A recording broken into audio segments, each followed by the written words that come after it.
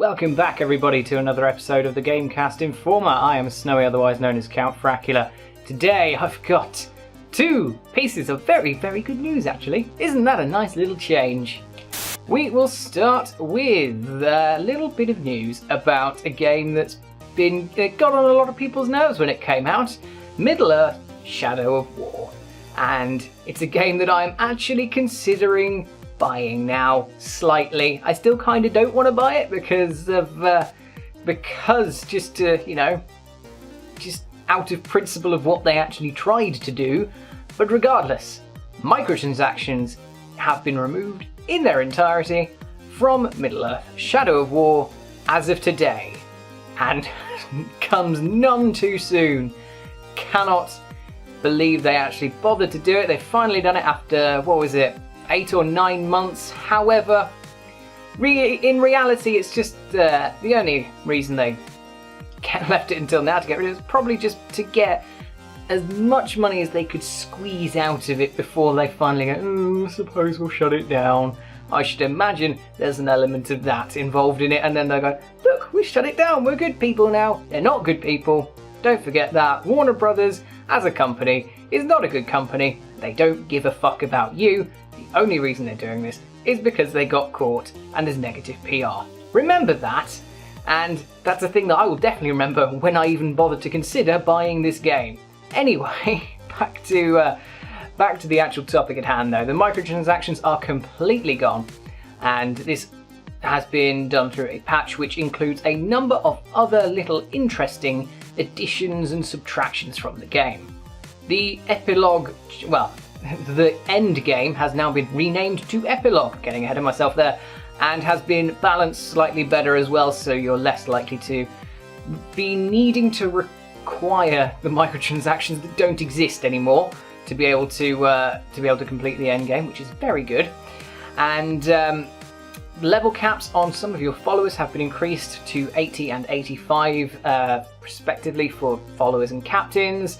There's been new skins added, and you get a special Mask of the Nazgul if you complete the epilogue chapter. And also you can still continue tinkering with things like your bases and everything else after that chapter's ended and after you've had the final credits. So it's still a game that you can actually keep playing after the credits roll, whereas I think beforehand that was less so.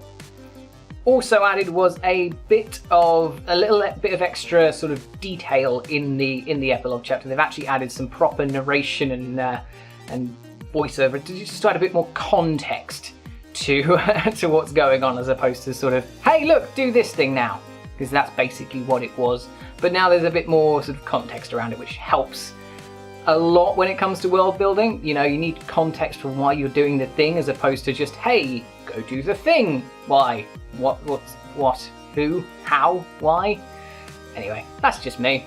So yeah, that's that story there. Shadow of War finally had the marketplace completely gutted, and the only currencies there are the currencies you earn in game, and all of the things that you could do with the premium currency have been changed to be done with the in-game non-paid currency instead. Fabulous news, and let's move on. Good news if you live in Germany, which I don't think we have any viewers that do, but regardless, it is a lovely bit of legislation brought in by the German courts that might get picked up by other countries. I certainly hope it does. And it is a ban, a complete blanket ban on vague pre-order dates. I think it's a very specific thing there, vague pre-order dates. So when you see things like pre-order now, coming soon, or pre-order now, to be announced 2018, or like, I think it goes as far as a month, like a specific month is maybe their line, I think, on this. So it's not very specific that I could see. But I think anything sort of over that, and you guys are like autumn 2018 or whatever else, and they're not a fan of doing that, which is perfectly fair, because, you know, I don't like pre-ordering as a thing anyway, but when it comes to like pre-ordering when you don't actually know when it's going to come out, the longer you end up having to wait and the less actual knowledge you have of it, the more it feels sort of annoying and just when you don't actually know when the thing that you've paid for is going to be coming out.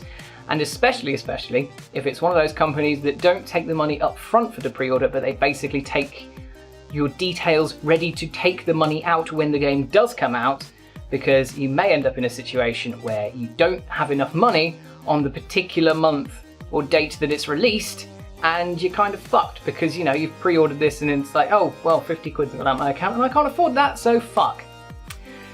Anyway, yeah, this case started as a result of a 2016 court case. I believe it was 2016, wasn't it? Yes. I think so. 2016 court case where a couple of people in Germany filed a class action suit against Samsung, specifically for their S7 vague release date, the sort of too vague release date of the S7 phone. So, you know, some good has come out of it, and I'm kind of hoping that a lot of other countries get on board with that kind of thing, because I'm not a fan of pre-order culture as it is already, and even something that will just make it a little bit nicer on the consumer is good by me. And that brings us to the end of another episode of the GC Informer, and I hope you enjoyed it. If you did, please consider liking, subscribing, and sharing this channel, and join our Discord where we've got some lovely, some chat going on with members of our little community going on. We've got some great content coming up there. We've got news, reviews, Let's Play, podcasts, lots of great little content for you to watch, and I will see you soon for more of that stuff.